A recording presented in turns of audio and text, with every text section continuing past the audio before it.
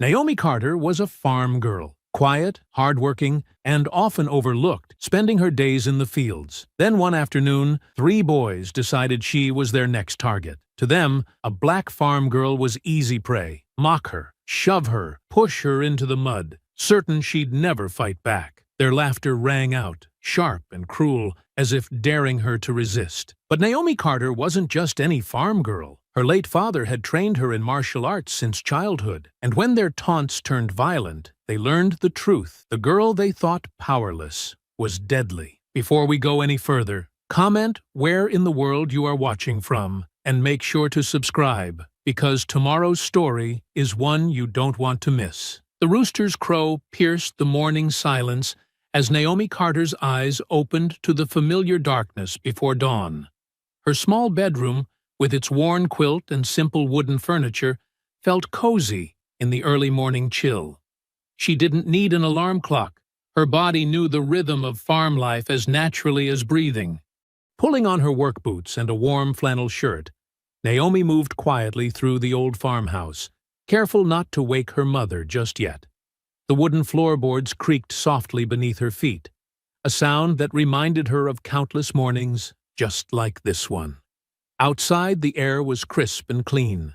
Stars still dotted the sky, though a faint glow on the horizon promised the coming sunrise. Naomi's breath made little clouds in the cool air as she made her way to the chicken coop. The hens clucked softly when she entered, already stirring in anticipation of breakfast. "Morning, ladies," Naomi whispered, spreading feed across the ground. She collected warm eggs from the nesting boxes, placing them carefully in her gathering basket. Each morning, routine felt like a meditation. Simple tasks that connected her to the land her family had worked for generations. Moving to the fields, Naomi checked the irrigation lines and adjusted the sprinklers. The soil felt rich and dark between her fingers as she tested its moisture. Their crops weren't fancy, mostly vegetables for the local market, but they were good, honest plants tended with care and knowledge passed down through years of farming. When she heard movement from the house, Naomi knew her mother was up.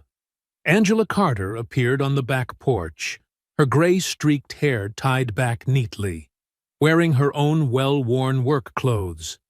They exchanged warm smiles as they fell into their familiar morning pattern, working side by side without needing many words. But Naomi had one more morning ritual, one that remained her secret from the outside world. As the sky began to lighten, she slipped into the barn, pulling aside a heavy tarp to reveal the training mats her father had left behind. The worn blue padding still held his scent faintly, a mixture of leather, hay, and the sharp tang of determination. Memories flooded back as Naomi began her warm-up stretches. She could see her father clearly in her mind, tall and strong, demonstrating each move with precision.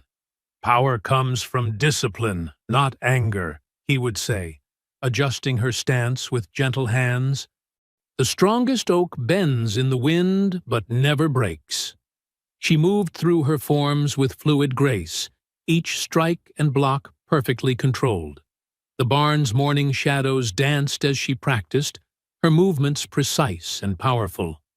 This was more than exercise. It was connection, remembrance, and preparation all at once. A soft knock on the barn door signaled it was time for breakfast.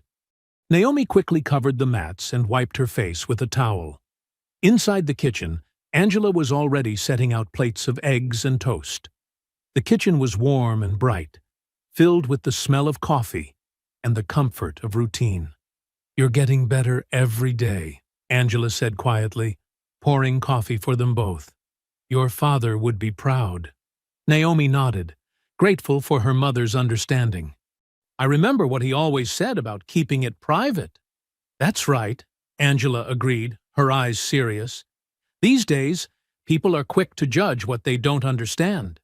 Your father knew that strength isn't about showing off. It's about knowing when to hold back." They ate together in comfortable silence, the morning sun now fully risen. After cleaning up, they changed into fresh clothes for the market. Naomi helped her mother load crates of vegetables into their old pickup truck. Tomatoes still warm from the vine, crisp lettuce, sweet bell peppers, and more. The produce was arranged carefully in wooden baskets, each item placed to show its best side. These weren't just vegetables. They were the results of their hard work, their connection to the land, their family's pride. Angela checked each basket one final time, making small adjustments with practiced hands. "Ready?" Angela asked, closing the truck's tailgate with a solid thunk. Naomi nodded, climbing into the passenger seat. She had washed the dirt from her hands and changed into clean jeans and a simple blue shirt, but she could still feel the morning's training in her muscles, a secret strength hiding beneath her quiet farmer's daughter exterior. The morning sun beat down on the town square as Naomi and Angela carefully arranged their produce at their usual spot in the farmer's market. Their wooden stand, weathered but sturdy, displayed neat rows of vegetables they'd harvested just hours before. The market buzzed with activity, vendors calling out prices, children running between stalls, and shoppers examining fruits and vegetables with careful eyes. "Good morning, Mrs. Carter," called Mrs. Thompson from the flower stand next door, her smile not quite reaching her eyes. "Beautiful tomatoes today." "Thank you," Angela replied with practiced politeness, adjusting a basket of bell peppers. Naomi noticed how her mother's shoulders tensed slightly, ready for the usual undercurrent of judgment that came with every market day. Other vendors and customers offered similar greetings, cordial nods to Angela, but swift glances past Naomi, as if she were invisible. Some didn't bother hiding their sideways looks, whispering behind raised hands. Naomi kept her focus on arranging the produce, letting the prejudice roll off her like water, just as her mother had taught her. The morning crowd moved in its usual patterns until a burst of loud laughter cut through the market's gentle murmur. Naomi's stomach tightened as she recognized the sound. 3 boys in red and white varsity jackets approached their stand, taking up too much space as they swaggered between the market stalls. Derek Holloway led the group, his Letterman jacket pristine despite the summer heat. Kyle Turner and Mason Clark flanked him like eager shadows, matching his stride.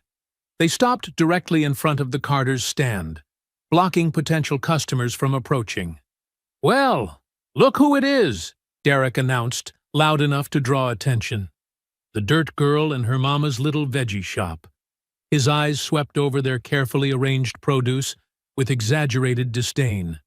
Naomi felt her mother step closer, their shoulders touching briefly, a silent reminder to stay calm.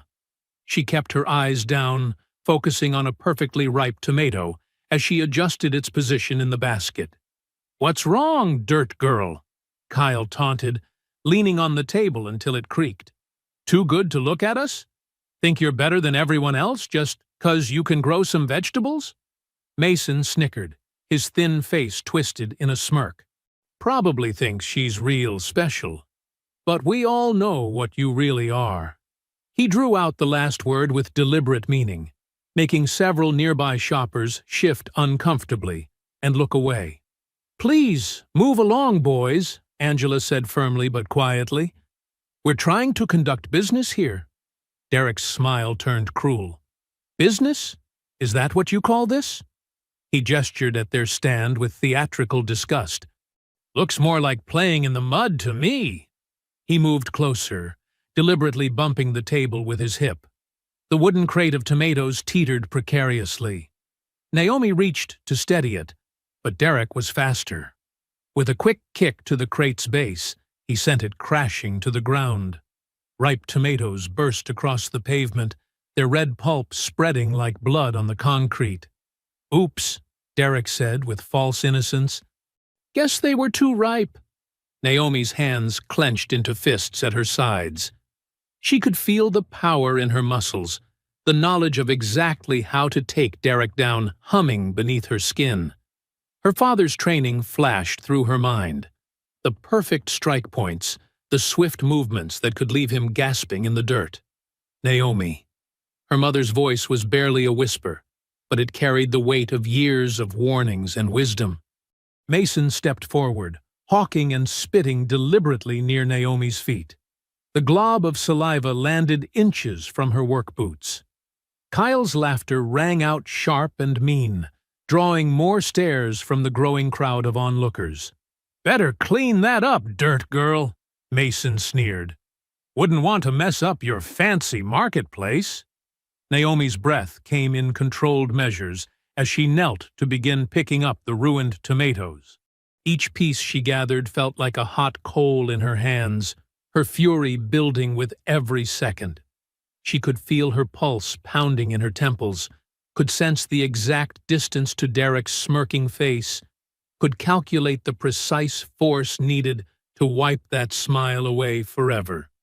The boys continued their laughter, making it echo across the market square as they strutted away. Naomi's hands shook as she picked up another broken tomato, juice running between her fingers like the anger running through her veins. She focused on her breathing, just as her father had taught her during training. In through the nose, out through the mouth. Each breath a choice between peace and violence. Around them, the market slowly returned to its normal rhythm, though people still stole glances at the mess and the quiet dignity with which mother and daughter cleaned it up. The red stains on the pavement would fade, but the humiliation and rage burned bright in Naomi's chest as she gathered the last pieces of their ruined produce. The evening sun cast long shadows across the Carter farm as Naomi and Angela worked side by side in companionable silence. They moved through their usual routine, feeding animals, checking fences, and storing equipment. But the weight of the morning's humiliation hung heavy between them. Every time Naomi closed her eyes, she saw those tomatoes bursting on the concrete, heard the echo of cruel laughter. In the kitchen, they sat down to a simple supper of cornbread and bean soup. The old wooden table, scarred with years of family meals, held memories of happier times when Naomi's father would tell stories that made them laugh until their sides hurt. Now, the quiet was broken only by the soft clink of spoons against bowls. "You showed great restraint today," Angela finally said, her voice gentle but firm. "Your father would be proud." Naomi stirred her soup, watching the steam rise. "They think we're weak because we don't fight back. Silence isn't weakness, baby." Angela reached across the table to touch her daughter's hand. "Sometimes it's the strongest choice we can make. Your daddy used to say that true power isn't about throwing the first punch. It's about knowing when to throw it at all. But how long do we have to take it?" Naomi's voice cracked slightly. "They destroyed our produce, Mama. That's money we needed." "I know." Angela's eyes held a mixture of steel and sorrow. "But we're still here, aren't we? Still standing. Still farming this land that's been in our family for generations. That's not weakness. That's endurance." After helping clean up from supper, Naomi changed into her training clothes, loose black pants and a fitted tank top that had been her father's old workout shirt. The familiar scent of him still clung faintly to the fabric, growing fainter with each washing but never quite disappearing. The barn door creaked as she entered, switching on the single overhead light. The space transformed in the evening hours from a working barn to her private dojo. Training mats covered one corner, surrounded by practice dummies and various pieces of equipment her father had collected over the years. Everything was carefully maintained, hidden away during the day behind stacked hay bales. Naomi began her warm-up routine, moving through the basic forms her father had drilled into her since she could walk.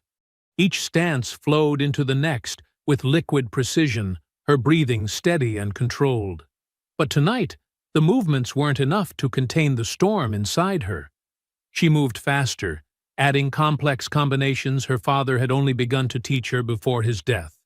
Her hands struck invisible targets with devastating accuracy, feet pivoting and sweeping in patterns that would have made most martial artists dizzy. Each movement was perfect, honed through thousands of repetitions in the quiet hours before dawn and after dusk. A wooden board sat propped between two concrete blocks, her father's old braking station. Naomi settled into a horse stance, focusing her energy just as he'd taught her. But instead of the standard straight punch he'd shown her, she executed a spinning back kick that shattered the board with a sharp crack that echoed through the barn. The broken pieces hadn't hit the ground before she was moving again, flowing through advanced kata that she'd developed herself, pushing beyond what her father had shown her. Her body moved with impossible speed and grace, each strike precise enough to shatter bones, each block solid enough to stop a truck. In the doorway, Angela watched silently, her heart swelling with both pride and fear. Her daughter had surpassed even her father's considerable skills, showing a natural talent that bordered on supernatural. Every day since his passing, Naomi had trained relentlessly, turning grief into power, fear into precision. What had started as a way to feel close to her father had transformed her into something extraordinary.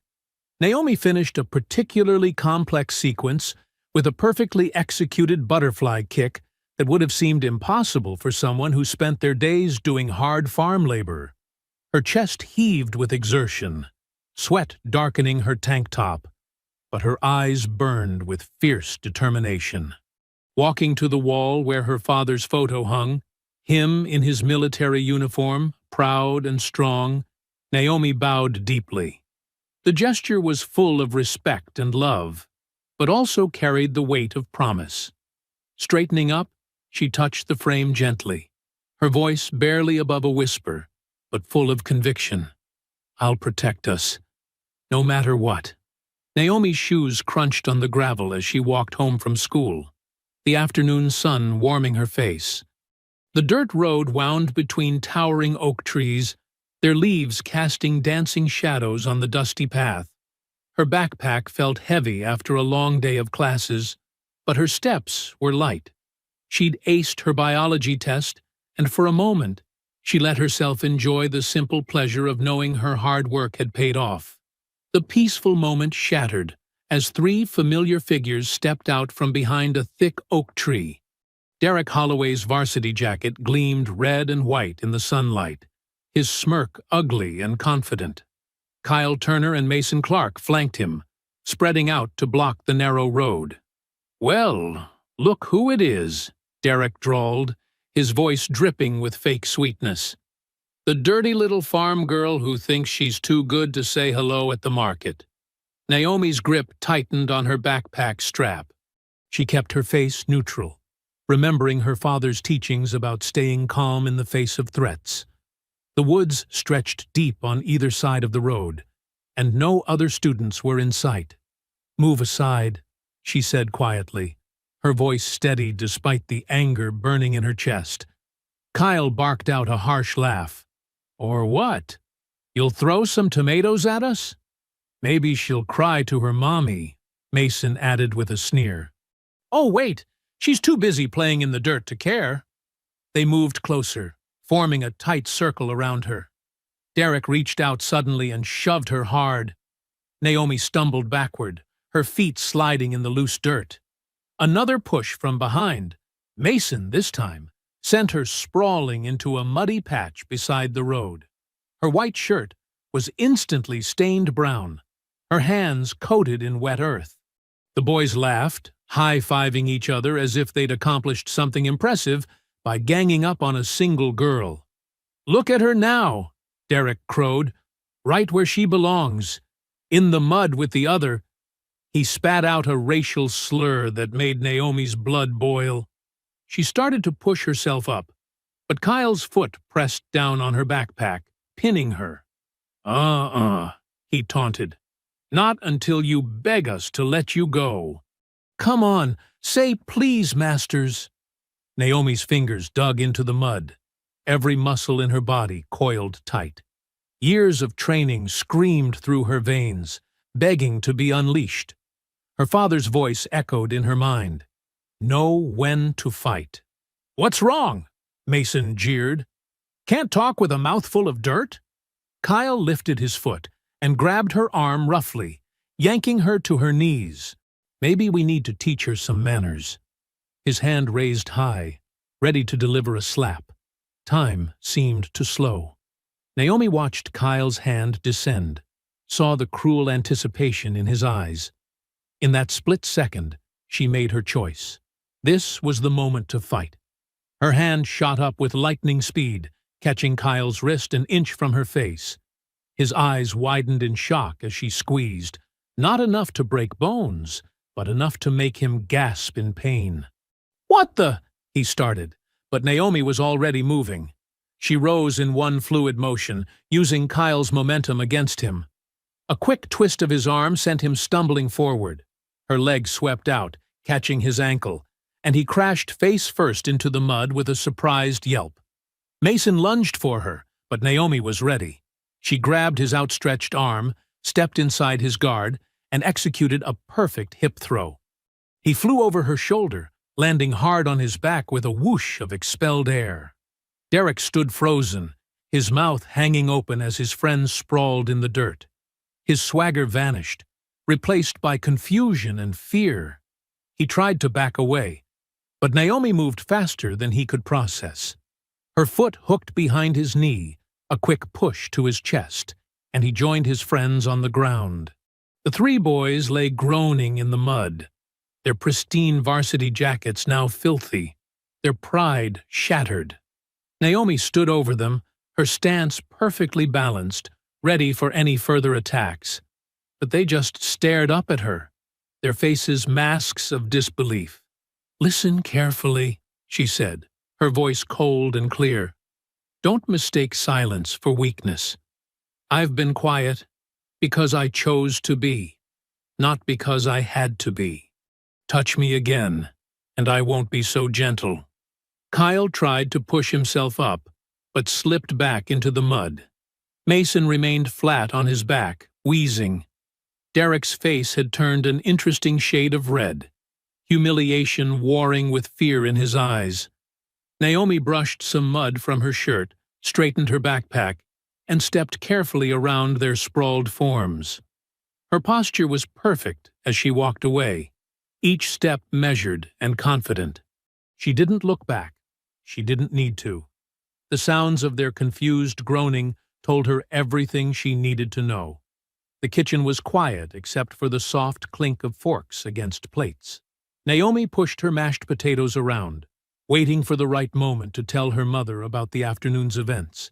Angela noticed her daughter's unusual silence and set down her fork. "Something's troubling you," Angela said. It wasn't a question. Naomi took a deep breath. There was an incident today. On the dirt road near Miller's Woods. Angela's shoulders tensed. What kind of incident? Derek Holloway and his friends. Naomi's voice stayed steady as she described the ambush, the mud, the racial slur, and Kyle's attempted slap. When she got to the part about defending herself, her mother's face grew increasingly worried. "Oh, Naomi," Angela sighed, rubbing her temples. "Did anyone else see?" "No, just us." They were alone. Angela pushed back from the table and walked to the window, staring out at the darkening fields. Those boys, especially Derek Holloway, they're not just any bullies. Their families have power in this town. "I couldn't just let them hit me, Mom," Naomi protested. "Dad always said—" "Your father also said to choose your battles wisely." Angela turned back to face her daughter. "Derek's father, Richard Holloway, he's been trying to buy our land for years, even before your father passed." She shook her head. "That man doesn't take well to being told no, and he certainly won't take kindly to his son being humiliated by—" She trailed off. "By a black girl?" Naomi finished quietly. "By anyone." Angela returned to the table, reaching across to squeeze Naomi's hand. "But yes, that makes it worse in their eyes. These people, when they're hurt, they don't just get mad, they get even. And they have the money and connections to make life very difficult for folks like us. Across town, in the Holloway mansion, Derek sat stiffly on an expensive leather couch, while his father paced the study. Richard Holloway's footsteps echoed off the hardwood floors as he moved back and forth, his polished shoes clicking with each step. "Let me understand this clearly," Richard said, his voice dangerously calm. "You and your friends were beaten up by Angela Carter's daughter, the farm girl?" Derek's face flushed red. She knew some kind of karate or something. We didn't expect—" "Of course you didn't expect," Richard snapped. "You never expect anything because you never think." He stopped pacing and loomed over his son. "Do you have any idea how this makes us look? The son of Richard Holloway? Sprawled in the dirt because of a teenage girl?" Derek shrunk deeper into the couch. "I'm sorry, Dad. We'll get her back, I swear. You'll what? Get thrown around again?" Richard's lip curled in disgust. But then something shifted in his expression. He walked to his desk and sat down, drumming his fingers on the polished wood. "Actually, maybe this is exactly what we needed." Derek looked up, confused. "What do you mean?" "That land the Carters live on. Prime real estate, right at the edge of town. Perfect for my new development project." Richard's voice took on a calculating tone. "I've been trying to buy it for years, but Angela Carter's too stubborn. Maybe it's time to show her that holding out isn't in her best interest." Understanding dawned on Derek's face. "You want us to scare them?" "I want you to make them understand that defiance has consequences." Richard opened his desk drawer and pulled out a thick envelope. "If she wants a fight, give her one. Here's some cash. Get creative. Just make sure nothing leads back to us directly." Derek took the envelope, a slow smile spreading across his face. "Yes, sir." "And son?" Richard's voice hardened. "Don't disappoint me again." Back at the Carter farm, Naomi sat on the front porch, wrapped in her father's old cardigan against the evening chill. The stars were coming out, tiny pinpricks of light in the darkening sky. Crickets chirped in the fields, and somewhere in the distance, an owl called. She traced her fingers over a worn spot on the porch railing where her father used to rest his coffee cup during their morning talks. The wood was smooth from years of the same gesture, like a physical memory of him. The farm stretched out before her, the barn's solid silhouette, the neat rows of crops, the old oak tree where she'd first learned to punch without hurting her thumb. Every inch of this land held meaning, held history. Her great-grandfather had bought it when most black folks couldn't own property. Her grandmother had preserved it through drought and recession. Her father had modernized it while keeping its soul intact. Now it was up to her and her mother to protect it. The evening breeze carried the scent of fresh-turned earth and approaching rain. Naomi inhaled deeply, letting the familiar smells center her. Her victory today had felt good, right, even. But her mother's warnings echoed in her mind, mixing with the memory of Richard Holloway's sleek car cruising past their property, his calculating eyes surveying their fields like he already owned them. The fight at the dirt road suddenly felt small, like the first raindrop before a storm. She'd stood up to schoolyard bullies, but she could feel larger forces gathering, invisible but powerful, like storm clouds on the horizon. The crickets kept chirping, the stars kept shining, and Naomi kept her vigil on the porch, surrounded by the land that 3 generations of Carters had called home. Dawn broke over the Carter farm, painting the sky in soft pinks and oranges. Naomi pulled on her work boots, heading out to check the irrigation system before school. The morning dew soaked her jeans as she walked through the rows of vegetables, but something wasn't right. Water pooled where it shouldn't, creating muddy patches in the carefully tended soil. Following the main irrigation line, she found the problem. Clean cuts marked the black tubing every few feet, water spurting from each gash. These weren't normal wear and tear or animal damage. The cuts were too precise, too intentional. "Mom!" Naomi called out, her voice tight with anger. "Come look at this!" Angela hurried over, still wiping her hands on her apron. She took one look at the damaged pipes, and her face fell. 20 years of farming had taught her to recognize sabotage when she saw it. "Those tubes cost nearly $500, Angela said quietly, kneeling to examine one of the cuts. "And without water, the tomatoes won't last 3 days in this heat." Naomi's hands clenched into fists. It was them. Derek and his friends. "We can't prove that." Angela stood up, brushing dirt from her knees. "And accusations without proof will only make things worse." They worked together in silence, using duct tape for temporary repairs. The tape wouldn't hold for long, but it was all they could afford right now. Each piece Naomi wrapped around the pipes felt like a bandage on a deeper wound. At school, the changes were subtle, but unmistakable. Teachers who had once smiled warmly now gave her brief, cautious nods. Students stepped aside when she walked down the hallway, not out of respect, but fear. She caught fragments of whispers. "Attacked 3 guys. Knows some kind of kung fu. Totally crazy." In chemistry, her lab partner asked to switch groups.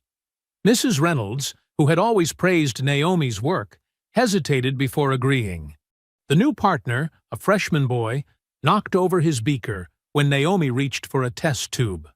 During lunch, Naomi sat alone at her usual table until Lila Thompson slid into the seat across from her, dark ponytail swinging. Lila had been her best friend since 3rd grade, when they bonded over being the only girls who preferred climbing trees to playing house. "Don't let them get to you," Lila said, unwrapping her sandwich. "People always talk, but they'll find something new to gossip about next week." Naomi picked at her food. "It's not just talk. Someone vandalized our irrigation system this morning." Lila's eyes widened. "Are you sure it was them? Who else would it be?" Naomi's voice came out sharper than intended, and she immediately regretted it when Lila flinched. "Sorry, I'm just tired." "I get it." Lila reached across the table, squeezing Naomi's hand. "But you're stronger than they are. Not just physically. You're better than them in every way that matters." A group of students walked past, their conversation dropping to whispers. One girl clutched her books tighter to her chest, as if Naomi might suddenly attack. "Am I, though?" Naomi asked quietly. "Yesterday, when I fought back, I became exactly what they always said I was. The angry, violent black girl." "That's not true," Lila protested. "You defended yourself. There's nothing wrong with that." But Naomi could see doubt flicker across her friend's face. Even Lila, who knew her better than almost anyone, couldn't quite hide her unease. The rest of the school day dragged on endlessly. In English class, they were discussing To Kill a Mockingbird, and Naomi felt every eye turned to her during discussions of racism and injustice. Her usual thoughtful contributions dried up in her throat. After school, she walked home alone, taking the long way to avoid the dirt road where yesterday's fight had happened. The afternoon sun beat down on her shoulders, as heavy as the stares and whispers she'd endured all day. That night, Naomi lay in bed, unable to sleep. She got up and moved to her window seat, drawing her knees to her chest. The stars stretched across the sky, countless points of light that had witnessed generations of struggle and survival on this land. Her father's voice echoed in her memory. "Fighting isn't about winning or losing. It's about standing up for what's right. But what if standing up only made things worse?" The damaged irrigation system would cost money they didn't have. The whispers at school could hurt her chances at the scholarship she desperately needed. Her mother worked so hard to keep this farm running, to give Naomi a chance at a better future. And now, all that was at risk. The stars offered no answers. They just kept shining, distant and indifferent, while Naomi wrestled with questions that had no easy solutions. She pressed her forehead against the cool glass, watching her breath fog the window, wondering if her father had ever felt this lost, this uncertain about the price of standing up for himself. The next morning, Naomi stood at the front of Mr. Daniels's history class, her heart pounding but her voice steady as she presented her research on the civil rights movement. She had spent weeks preparing, diving deep into stories of peaceful resistance and the power of standing firm in the face of hatred. The real strength of the movement, she explained, gesturing to the images projected behind her, wasn't just in big marches or famous speeches. It was in everyday people refusing to back down, refusing to accept being treated as less than human. Mr. Daniels leaned forward at his desk, nodding encouragingly. Unlike other teachers who now avoided her eyes, he seemed genuinely interested in what she had to say. Many of these activists were just teenagers, Naomi continued, her confidence growing. They faced fire hoses, police dogs, and angry mobs, but they kept showing up. They kept demanding better. She clicked to her final slide, showing a photo of young protesters being arrested. They knew that standing up for themselves might make things harder in the short term, but they did it anyway, because staying silent meant accepting defeat. When she finished, the class was quiet. A few students shifted uncomfortably in their seats, perhaps seeing parallels they'd rather ignore. But Mr. Daniels broke into applause, and others slowly joined in. "Excellent work, Miss Carter," he said, standing up. "Your analysis shows remarkable insight, particularly in connecting historical events to modern-day implications." As other students began packing up their books, Mr. Daniels called out, "Naomi, could you stay for a moment?" She approached his desk, wondering if she'd been too pointed in her presentation. But Mr. Daniels was smiling as he pulled out a thick envelope from his drawer. "I've been teaching for 20 years, he said, "and I rarely see students with your level of critical thinking and dedication." He handed her the envelope. "These are application materials for the Mitchell Foundation Scholarship. Full ride to any state university." Naomi's hands trembled slightly as she took the envelope. "Sir, I don't know what to say." "Say you'll apply." He leaned back in his chair, his kind eyes serious. "Your GPA is well above their requirements, and this presentation proves you have the academic skills they're looking for." "But," Naomi glanced down at the glossy pamphlet showing smiling students on a pristine campus, "with everything that's happened—" "Listen," Mr. Daniels lowered his voice, "I know things are difficult right now. Small towns can be resistant to change, but you have gifts that shouldn't be wasted here. This scholarship could be your ticket to something bigger." For the first time, Naomi allowed herself to imagine it, walking across a college campus, surrounded by people who judged her by her mind, rather than her skin color or background. No more whispers in hallways, no more sabotaged equipment, no more having to hold back who she really was. "The deadline's in 2 months," Mr. Daniels continued. "I'd be happy to write your recommendation letter. You could study history, law, education, anything you want." "What about the farm?" Naomi asked, though her heart was already racing with possibilities. "My mom needs me." "Your mother wants what's best for you," he said gently. "Talk to her about it. And remember, getting an education doesn't mean abandoning your roots. It means growing strong enough to protect them better." Naomi carefully tucked the envelope into her backpack. "Thank you, Mr. Daniels." "Really?" After class, she found Lila waiting in the hallway. Her friend's eyes lit up at Naomi's unusually bright expression. "What happened in there?" Lila asked as they walked toward their lockers. "You're practically glowing." Naomi pulled out the scholarship pamphlet, showing Lila the photos of tree-lined walkways and modern laboratories. "Mr. Daniels thinks I could get a full ride to college." "Naomi!" Lila squealed, drawing curious looks from passing students. "That's amazing! You totally deserve it." They headed out of the school building together, Naomi explaining the scholarship details while Lila asked excited questions about dorm life and college parties. The afternoon sun felt warmer somehow, more promising than threatening. "Just think," Lila said. "In a year we could both be out of here. Me at community college, you at university. But we'll visit each other all the time, right?" "Every weekend," Naomi promised, though they both knew it was an exaggeration. She clutched the pamphlet tighter, allowing herself to embrace the hope it represented. For the first time in days, a genuine smile spread across her face as they walked home together. The scholarship pamphlet in her hand felt like a key, unlocking a door she hadn't dared approach before. Maybe there was a way forward that didn't require either fighting or surrendering, a path that led to something better than just survival. The familiar streets of their small town seemed different now, less like a cage and more like a starting point.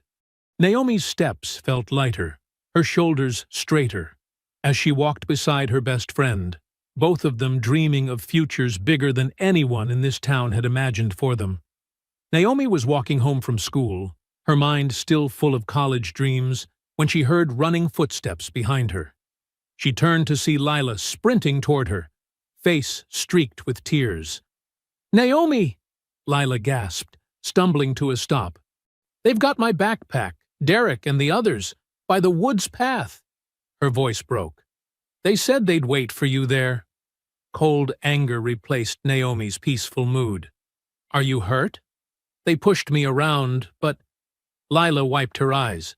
"They said worse things would happen if I didn't get you." Naomi's jaw tightened. She handed Lila her own backpack. "Go to my house. Tell my mom what's happening." "No!" Lila grabbed her arm.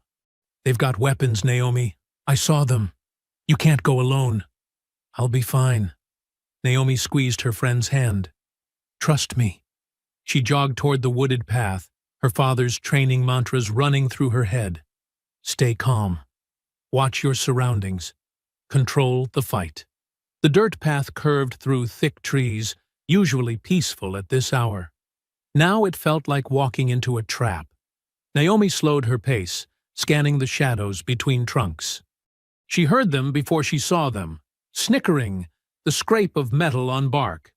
Derek, Kyle, and Mason stepped out from behind trees, spreading out to block her path. "Look who showed up," Derek drawled, swinging a heavy chain in lazy circles. "The Karate Kid!" Kyle gripped a thick stick like a baseball bat. Mason flicked open a pocket knife, the blade catching sunlight. "Let me guess," Naomi said, her voice steady despite her racing heart. "Your daddy bought you those toys?" Derek's smirk faltered. "Shut up. You think you're so tough? Let's see how tough you are against this." He snapped the chain like a whip. Naomi settled into a subtle fighting stance, feet planted firmly. 3 guys with weapons against 1 girl. Real brave. "You asked for this," Kyle snarled, "making us look bad, acting better than us." "Last chance," Mason added, pointing his knife. "Apologize, and maybe we just rough you up a little." Naomi took a slow breath, remembering her father's words. When fighting multiple opponents, make them get in each other's way. Derek lunged first, chain whistling through the air. Naomi ducked and spun, letting the chain wrap around a tree trunk. Before he could yank it free, she drove her elbow into his ribs. Kyle charged with his stick raised. Naomi grabbed Derek's shoulder and pulled, sending him stumbling into Kyle's path. The stick caught Derek's arm instead of Naomi's head. "Watch it!" Derek shouted, clutching his arm. Mason slashed with his knife. Naomi deflected his wrist with her forearm, then swept his legs. He fell hard, the knife spinning away into dead leaves. Kyle swung the stick again. Naomi caught it mid-swing, using his momentum to pull him off balance. Her knee found his stomach, doubling him over. Derek had untangled his chain and attacked again, more wildly now. Naomi sidestepped, letting the chain's weight throw him forward. Her palm strike to his chest sent him sprawling. Mason scrambled for his knife. Naomi's kick sent it skittering further into the woods. She blocked his desperate punch and answered with 3 rapid strikes. Shoulder, solar plexus, knee. He dropped, gasping. Kyle tried to grab her from behind. Naomi used his grip against him, throwing him over her hip. He landed hard beside Mason, the stick rolling away. Derek charged with a roar, chain raised high. Naomi met his attack head-on, stepping inside his guard.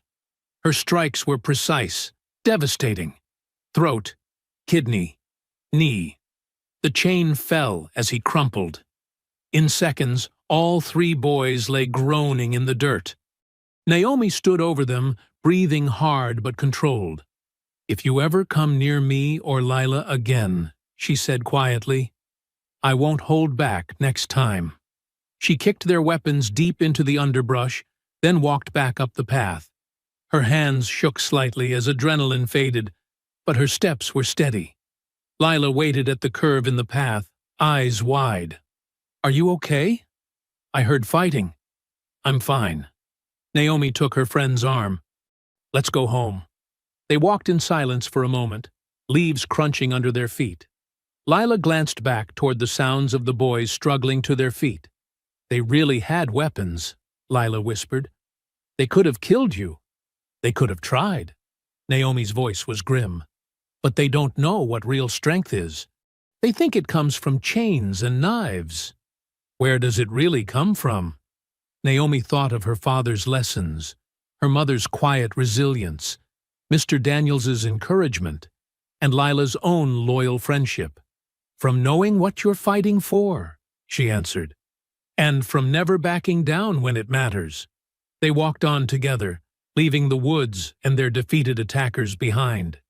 Both girls were exhausted, but they held their heads high as they headed for the safety of home. The screen door creaked as Naomi and Lila entered the farmhouse kitchen.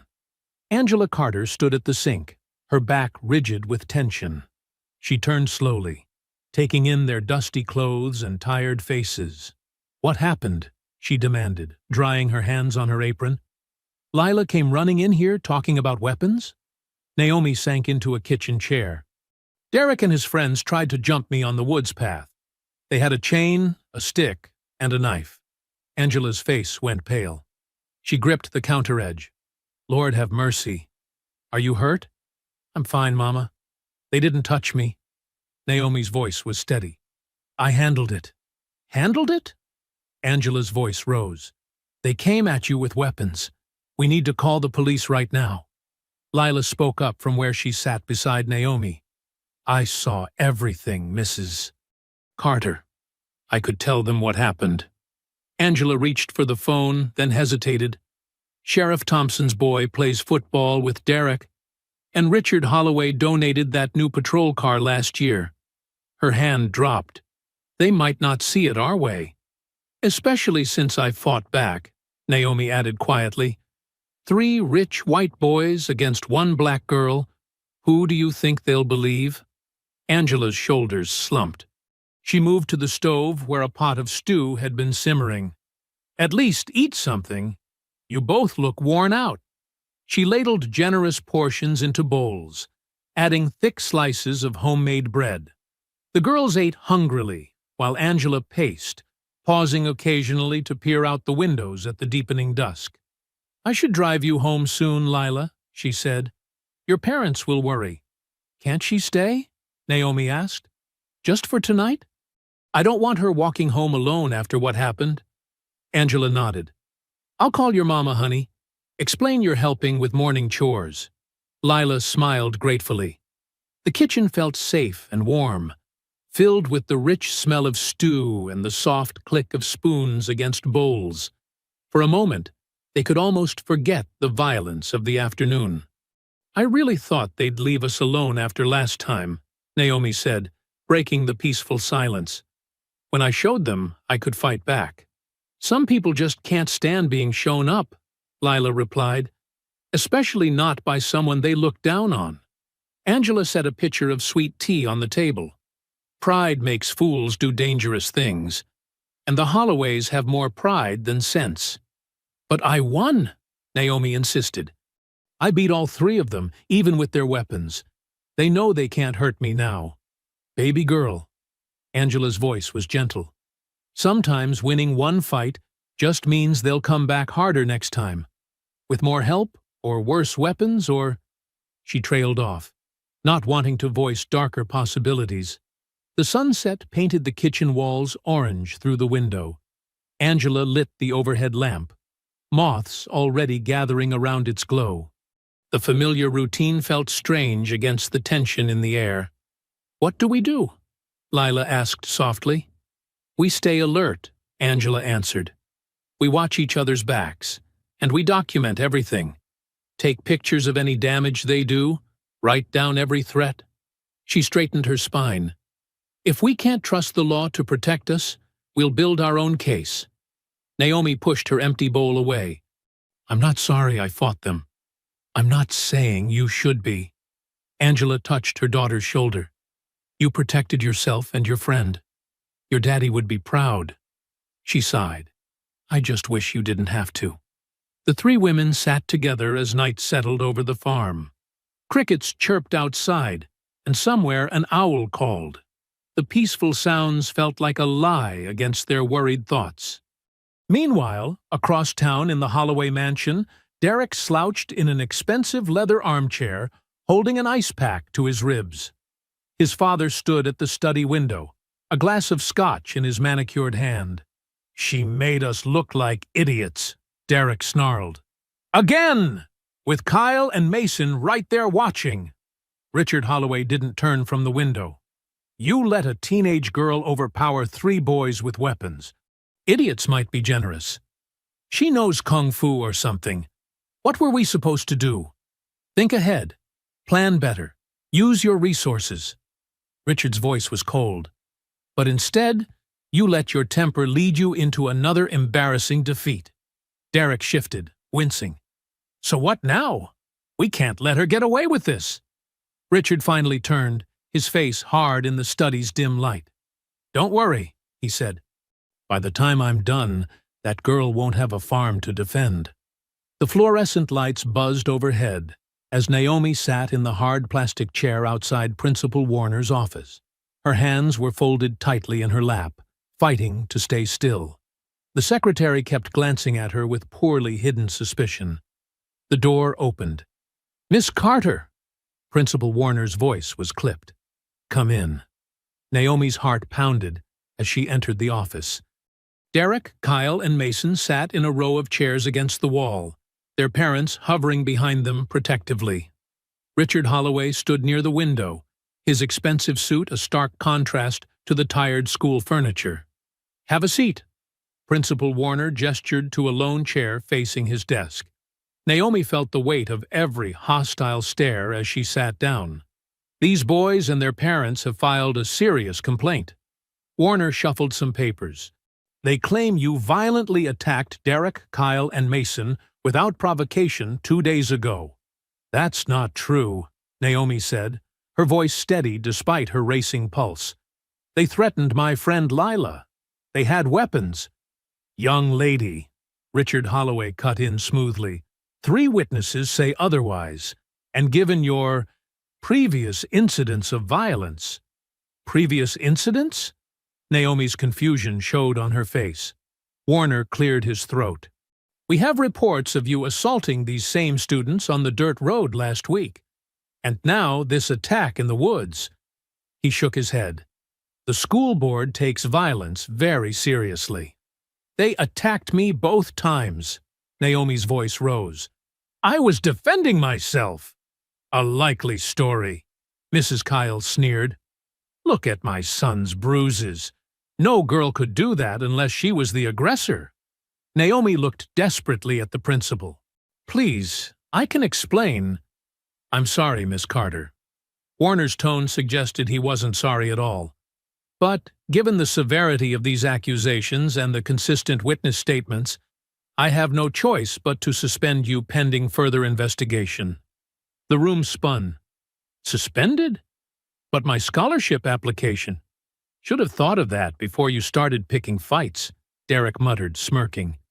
2-week suspension, effective immediately. Warner stamped a form. Your mother has been called to pick you up.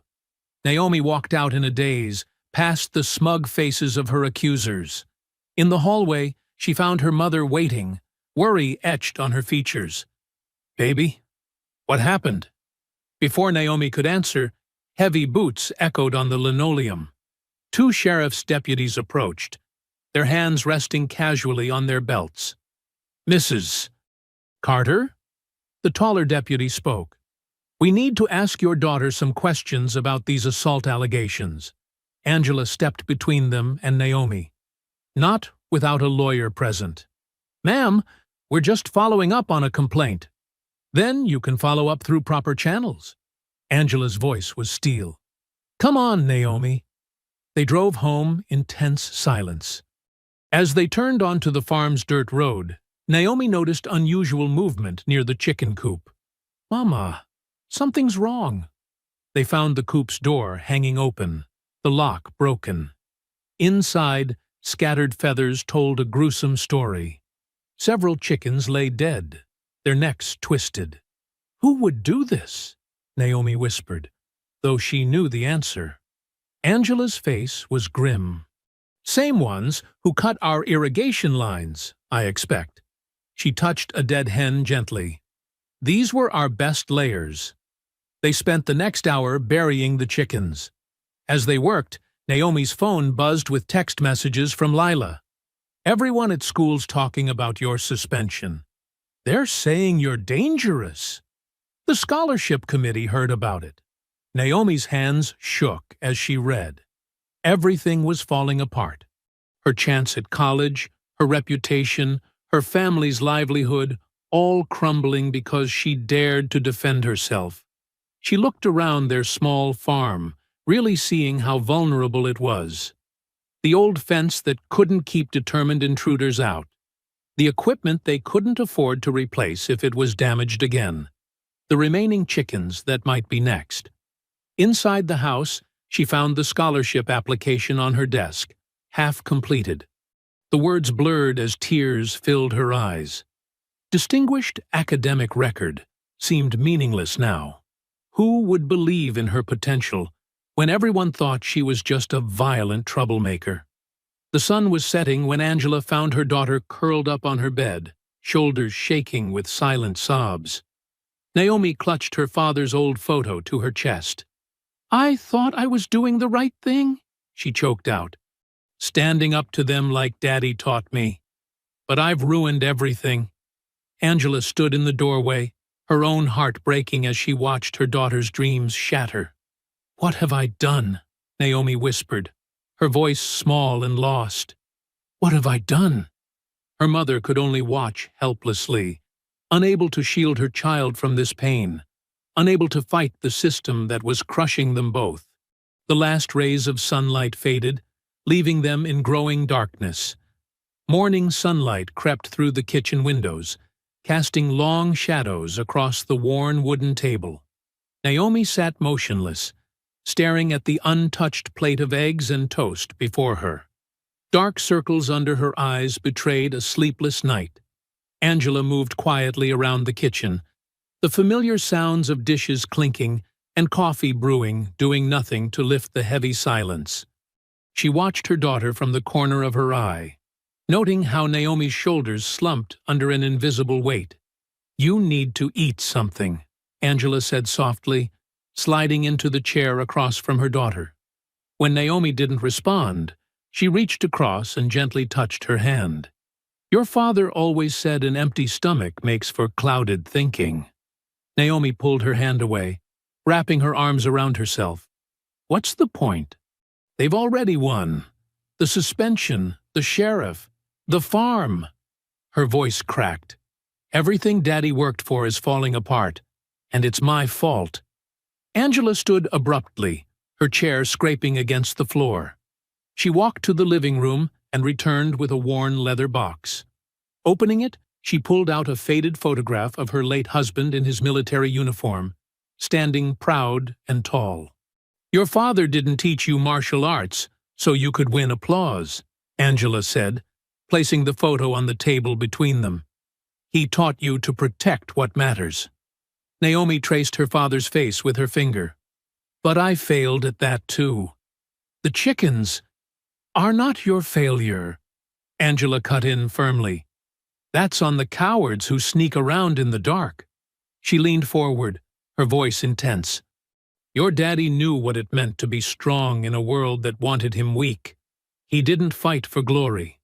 He fought to protect his family, his dignity, his piece of earth." The morning light caught the silver chain around Angela's neck.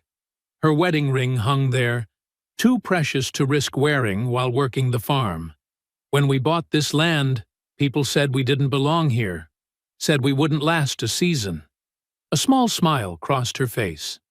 "Your father just kept working, kept building, kept proving them wrong with every harvest." Naomi looked up, really seeing her mother's face, the quiet determination there, the years of standing tall against prejudice and hardship. "How did you both do it? Keep going when everything was against you?" "We had something worth fighting for." Angela reached across the table and took Naomi's hand again. This time, her daughter didn't pull away. "And so do you. This isn't just about those boys anymore, or even the suspension. This is about our home, our legacy." Something shifted in Naomi's eyes. She glanced out the window at their fields, the morning dew still clinging to the crops they'd planted together. The barn where she'd learned her father's art. The soil that held generations of their family's sweat and dreams. "Richard Holloway thinks he can chase us off our land," Angela continued. "Thinks he can break us with fear and lies." She squeezed Naomi's hand. "But he doesn't know what your father knew. The true strength isn't in making others afraid. It's in protecting what you love, no matter the cost." Naomi's back straightened slowly, like a flower turning toward the sun. She picked up her fork and took a bite of eggs, then another. Angela watched with quiet approval as her daughter cleared her plate. Standing up, Naomi gathered the dishes and washed them methodically, her movements becoming more purposeful with each passing moment. When she finished, she walked to the window and stared out at the barn, her father's training ground. "Mama," she said softly, "I understand now. Daddy didn't just teach me how to fight. He taught me what to fight for." Angela nodded, her eyes bright with unshed tears. "Then honor his teachings. Not with anger, but with purpose." Naomi turned from the window, her face set with new determination. Without another word, she walked out of the kitchen and headed straight for the barn. The heavy wooden doors creaked open, familiar scents of hay and leather washing over her. She rolled out the old training mats, their surface worn smooth by years of practice. Her father's voice seemed to echo in the space. "Power without control is nothing but violence, but control without power? That's just surrender." Naomi began her warm-up routine, each movement precise and measured. No more tears, no more doubt. This was not about proving herself to bullies or winning approval from a prejudiced town. This was about protecting what mattered: her mother, their land, their right to exist without fear. The morning light streamed through the barn's high windows as Naomi moved through increasingly complex forms. Her strikes cut the air with quiet intensity, each step grounded in purpose rather than anger. This would not end in silence, but neither would it end in defeat. Naomi woke with the sun over the next 2 days, her muscles aching but her mind clearer than ever. She moved through her farm chores with renewed purpose, each physical task becoming part of her training. While collecting eggs, she practiced her deep breathing. While hauling water buckets, she worked on her balance and grip strength. In the barn between tasks, she drilled her techniques relentlessly, The old punching bag swayed as she delivered precise combinations: jab, cross, hook, each strike flowing into the next. Her father's voice guided her movements. Power comes from the ground up. Root yourself like an oak tree. She practiced throws using a heavy burlap sack filled with straw, perfecting the way her hips turned, how her hands gripped and pulled. Every movement had to become instinct, muscle memory she could call upon without thinking. When the sack split open, she stitched it closed and started again. Angela watched from the farmhouse as Naomi moved through her forms in the yard, her shadow stretching long across the grass. She noticed how her daughter's movements had changed. Less flash, more substance. Each stance was solid, each strike efficient. This wasn't about showing off anymore. This was preparation. At the general store in town, whispers followed Angela as she bought supplies. She caught fragments of conversations that stopped when people noticed her. Did you hear about the Carter girl? Took down 3 boys twice her size. Maybe those Holloway boys aren't as tough as they think. Mrs. Jenkins, who'd lived in town all her life, actually smiled at Angela for the first time in years. She slipped an extra loaf of bread into Angela's bag and whispered, "Your girl's got spirit. Don't let them break it." The local diner was buzzing with quiet talk. Some folks remembered Naomi's father, how he'd carried himself with dignity despite the sideways looks and muttered comments. Now his daughter was showing the same steel in her spine. Back at the farm, Naomi didn't know about these whispers of support. She focused on her training, pushing herself harder each hour. She practiced blocking techniques against imaginary attackers, moving faster and faster until sweat soaked her clothes. When her arms trembled from exhaustion, she switched to footwork drills, dancing across the barn floor in complex patterns. During breaks, she studied her father's old martial arts manuals, worn pages filled with diagrams and notes in his careful handwriting. Some techniques she'd never mastered before suddenly made sense, as if her body had finally caught up to the knowledge. "Keep your center low," she read in his familiar script. "Let attacks flow past you like water around a stone." She worked on her defensive movements, learning to redirect force rather than meet it head-on.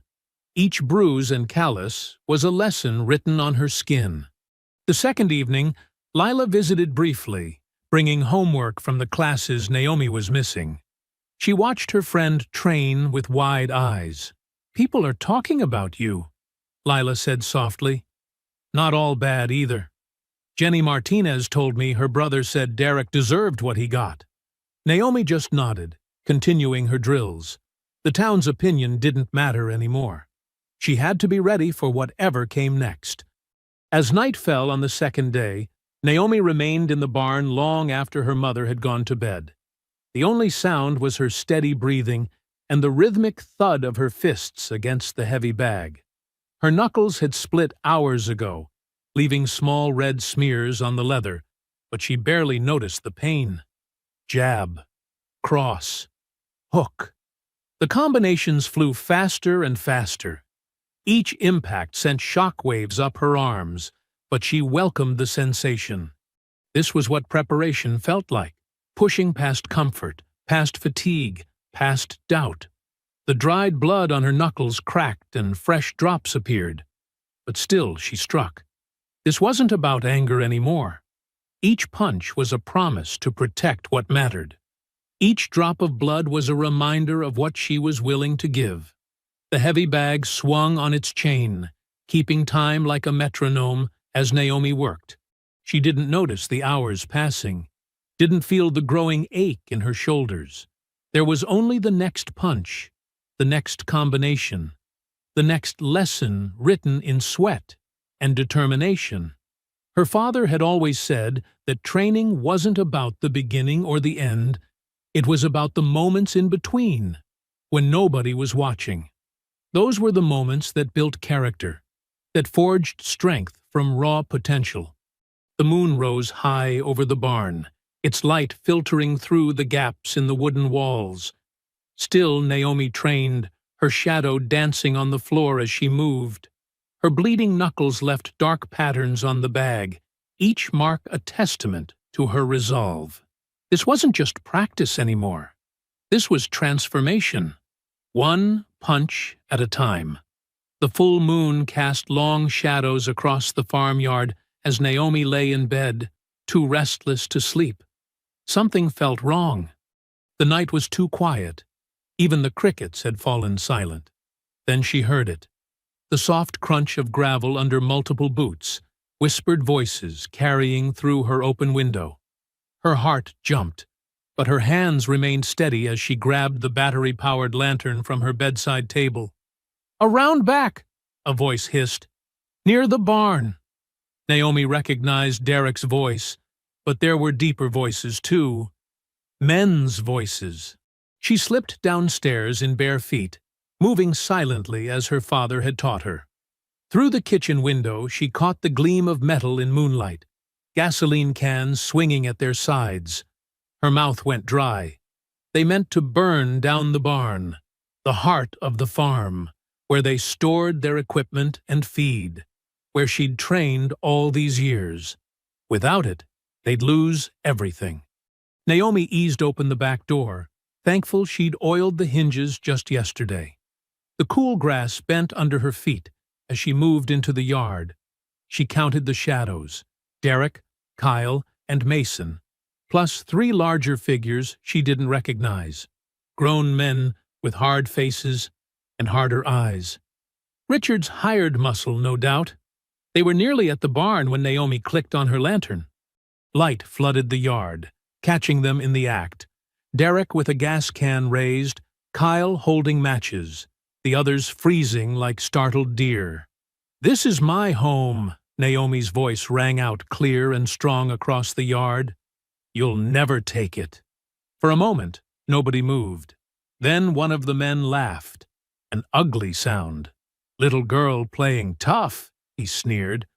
"Go back to bed before you get hurt." Naomi set down her lantern and settled into a fighting stance. "Last warning! Leave now!" They came at her all at once, just as she'd trained for. The first man rushed straight in, telegraphing a wild punch. Naomi slipped past it like water around a stone, grabbing his extended arm. She turned with his momentum, using his own weight to send him flying into Kyle and Mason. Derek swung the gas can at her head. She ducked and swept his legs, the can clattering away as he hit the dirt. The second man tried to grab her from behind, but Naomi was already moving. She drove an elbow into his solar plexus, then hooked her ankle behind his knee. He went down hard. The third man had a knife. Moonlight glinted off the blade as he slashed at her.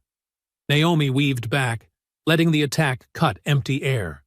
When he lunged again, she caught his wrist and twisted, using the Aikido move she'd practiced countless times. The knife fell from nerveless fingers as she turned his arm into a lever, driving him face first into the ground. Kyle and Mason had untangled themselves from the first man. They came at her together, but their movements were clumsy with fear now. Naomi blocked Kyle's punch and used his shoulder as a springboard, kicking Mason in the chest. As Kyle tried to recover, she dropped and rolled, taking his feet out from under him. The first hired man was back up, blood running from his nose. He pulled brass knuckles from his pocket, but Naomi was done playing defensive. She exploded forward with a combination her father had drilled into her: jab to the throat, knee to the stomach, elbow to the temple. He dropped like a stone. Derek scrambled for the knife on the ground. Naomi reached him first, stamping on his hand. He howled in pain as she yanked him up by his collar. "Look at me," she commanded. When he tried to look away, she shook him. "Look at what you tried to do. Look at what it got you." The second hired man was limping toward her. Without releasing Derek, Naomi snapped a kick into the man's knee. He went down screaming, clutching his leg. The third man had apparently seen enough. He staggered to his feet and ran, disappearing into the darkness. The one with the brass knuckles followed, holding his head as he stumbled away. Mason tried to help Kyle up, but Naomi's voice stopped them. "Stay down." They froze, then slowly sank back to the ground. The yard fell quiet except for heavy breathing and pained groans. Naomi stood tall among the fallen figures, her stance solid as an oak tree. She hadn't even broken a sweat. "Your father can't protect you here," she told Derek, who was still in her grip. "Your money can't help you. This is my land, my home. Remember this night. Remember how it feels to be helpless against someone stronger than you." She released him, and he collapsed, all his arrogance finally broken. Kyle and Mason stared at their fallen leader, their own confidence shattered. The moon continued its arc across the sky, illuminating the aftermath. 6 attackers had come to burn down her barn. Now they lay scattered and beaten, their plan in ruins, their pride destroyed. Naomi retrieved her lantern, its light catching the tears on Derek's face as he curled into himself, finally understanding what true strength looked like. Dawn was breaking when Angela Carter stepped onto the porch, phone in hand. She surveyed the aftermath of the night's violence, scattered gasoline cans, patches of torn grass, and dark stains in the dirt that might have been blood. "I'm calling Sheriff Matthews," she announced, her voice firm. "This has gone far enough." Naomi nodded, pulling out her own phone. "Wait, Mom. There's something you need to hear first." She pressed play. Derek's voice filled the morning air, bragging to his friends. "Dad says once we scare them enough, they'll have to sell. That farm's going to be worth millions once he develops it." Another recording started. This time it was Richard Holloway's cold, calculated tones. "Break whatever you have to break. Kill their livestock if you need to. I want those women off that land, and I don't care how it happens." Angela's eyes widened. "When did you—" "I started recording everything after the suspension," Naomi explained. "Every threat, every conversation. I knew they'd try something big eventually. I just didn't know it would be this." Angela squeezed her daughter's shoulder, pride mixing with concern on her face. "Make the call," Naomi said. "And call Channel 7 News too. It's time everyone saw the truth." Within an hour, police cars and news vans crunched up their gravel driveway. Sheriff Matthews tried to look disinterested, but his face changed when Naomi played the recordings. His deputy was already taking photos of the gasoline cans and the signs of struggle. "These men," Naomi pointed to the hired muscle who had fled, "they work for Richard Holloway. They came with Derek and his friends to burn down our barn." The sheriff's comfortable relationship with the Holloways wrestled visibly with his duty to the law. But with reporters watching and evidence mounting, he had no choice. Deputies were dispatched to the Holloway estate. News crews set up their cameras as more evidence emerged. Lila arrived, still in her pajamas, ready to testify about the attack in the woods. Other students came forward too, sharing cell phone videos of Derek's bullying and harassment.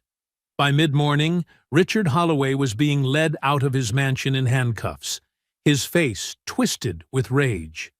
Derek, Kyle, and Mason were taken to the police station for questioning, their parents trailing behind, looking shell-shocked. The school superintendent called Angela personally, apologizing for Naomi's suspension. "It will be removed from her record immediately," she promised, "and the boys will face expulsion hearings this week." Reporters gathered on the farmhouse porch, microphones ready. Naomi stood before them, her mother at her side. The morning sun caught her face, highlighting the quiet strength there. No longer hidden, no longer denied. "I defended my home," she stated clearly into the cameras. "I defended my family's land against people who thought their money and influence put them above the law. They thought we would stay quiet. They thought we would give up." She gestured to the fields around them, the land her father had worked, the soil she had tended every morning of her life. This farm isn't just property to us. It's our heritage, our home, and I will always protect it. Questions flew from the reporters about the martial arts, about the recordings, about years of harassment. Naomi answered each one with calm dignity, her voice steady and sure. "My father taught me that strength isn't about domination," she explained. "It's about standing firm when others try to break you. It's about protecting what matters, not destroying what others have built." The cameras captured every word as Naomi finally stepped fully into the light, no longer the quiet farm girl others had dismissed. She stood tall on her family's porch, her mother's hand in hers, surrounded by supporters who had found their own courage in her example. Local live coverage cut to footage of Richard Holloway's arrest, then back to the Carter farm. The reporters pressed closer, hungry for more details about the night's dramatic events. But Naomi had said what needed saying. She had shown who she truly was, not through words, but through actions. Standing there in the morning light, she was exactly who her father had raised her to be, a protector, a warrior, and above all, a Carter, rooted deep in the land that would now remain their own. The autumn chill hung in the morning air as Naomi walked through the high school doors, her backpack slung over one shoulder. The hallways felt different now, no longer a gauntlet to be navigated, but just corridors lined with lockers and morning drowsy students. Faces turned as she passed. Some nodded respectfully, others quickly looked away. The fear and scorn that had followed her for years had transformed into something else, a mix of admiration and cautious awareness. They all knew now what she was capable of, but they'd also seen her restraint, her dignity in victory. Lila met her at her locker, grinning broadly. "Welcome back, officially," she said, hugging Naomi tight. "The place wasn't the same without you." "Thanks," Naomi replied, returning the hug. "It feels strange, being back like this." Mr. Daniels approached them, a folder in his hand. "Ms. Carter, do you have a moment?" He held out the folder. "Your scholarship application has been fast-tracked. The review board was quite impressed with your academic record, and given recent events," he smiled. "Well, let's just say they're very interested in having you as part of their program." Naomi took the folder, her hands steady, but her heart racing. Inside were forms, recommendations, and a letter promising a full ride to the State University's agricultural science program. Her dream of higher education, once threatened by false accusations, was now within reach. In class, she noticed the empty seats where Derek and his friends had once sat. Their expulsion hearings had been quick and decisive, backed by overwhelming evidence. Kyle had actually apologized, breaking down in tears during his testimony about Richard Holloway's manipulation. Mason and Derek remained defiant, but it didn't matter anymore. Their power was gone. At lunch, Naomi sat with Lila in the cafeteria, no longer relegated to the corner table.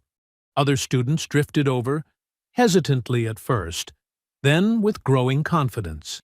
They asked about the farm, about her training, about her plans for college. She answered honestly but modestly, remembering her father's teachings about humility. After school, Naomi drove home along the familiar dirt roads.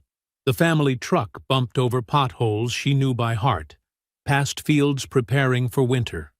The afternoon sun caught the metal of new no trespassing signs, legal protection for their land, courtesy of the district attorney's office. The farmhouse came into view, strong and steady as ever. The barn's red paint was fresh, a gift from neighbors who'd finally found the courage to show their support. Even the old windmill creaked with renewed purpose, as if the whole property knew it was truly safe at last. Angela was in the kitchen, sorting through mail. "How was school?" she asked, as Naomi entered. "Different," Naomi replied, setting down her backpack. "Better." She pulled out the scholarship folder. Mr. Daniels gave me this." Her mother read through the papers, tears welling in her eyes. "Your father would be so proud," she whispered. "Not just of this," she waved the scholarship letter, "but of how you handled everything. You protected our home without losing yourself." They shared a quiet dinner, discussing plans for the farm's future. With Richard Holloway facing charges for conspiracy and property destruction, his development schemes had crumbled. The Carter land would stay agricultural, protected by new legal covenants that Angela had insisted on as part of the settlement. "We should expand the vegetable plots in spring," Naomi suggested, helping with the dishes. "Maybe add that greenhouse we talked about." "One step at a time," Angela smiled. "But yes, we can build now. Plan for the future, without looking over our shoulders." Later, Naomi walked the property's perimeter, touching the familiar fences, checking the repaired equipment. The evening air carried the scent of autumn leaves and distant wood smoke. Crickets chirped their evening symphony as stars began to peek through the darkening sky. She thought about Richard Holloway, sitting in jail awaiting trial. His influence had evaporated once people saw him for what he was. The sheriff's department had launched an internal investigation into their own conduct, and the school board had implemented new anti-bullying policies. Change had come to their small town, slow but steady as the seasons. Not through violence or revenge, but through truth exposed and justice served. Naomi had shown them all that strength could exist alongside mercy, that fighting back didn't mean destroying others. In the growing dark, she practiced her forms, kicks, strikes, and blocks flowing together in the patterns her father had taught her. Each movement was a reminder of his wisdom, each stance grounded in the earth he had loved. The martial arts were no longer just self-defense. They were a connection to her heritage, a way to honor both her father's teachings and her own path forward. Dawn was just breaking when Naomi stepped into the barnyard the next morning. Mist clung to the grass as she began her training routine, her movements precise and powerful. She flowed through the familiar patterns, adding new variations she had developed during those long nights of preparation. Angela watched from the porch, coffee cup in hand, pride evident in her gentle smile. Her daughter moved like morning light across their fields, graceful yet unstoppable, peaceful yet powerful. In every gesture was the promise of protection. In every stance, the certainty of someone who knew exactly who she was and what she stood for. I hope you enjoyed that story. Please like the video and subscribe so that you do not miss out on the next one. In the meantime, I have handpicked 2 stories for you that I think you will enjoy. Have a great day.